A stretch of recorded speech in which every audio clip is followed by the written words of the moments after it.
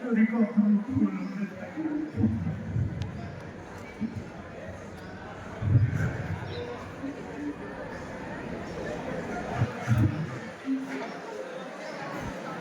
তোমরা আল্লাহ হয়তো সবসময় এই খবরটা পাওয়া অল্পই ভালো আছে, আমার শিক্ষার্থীরা ভালো আছে, আমার সহকর্মীরা ভালো আছে। আমি আমার হৃদয়ে ধারণ করি অর্জনীকে, আমার জীবনের সঙ্গে অর্জনী এই 40-42 বছরের জার্নি একটা মানুষের হাত খাওয়া থাকে। আমি তো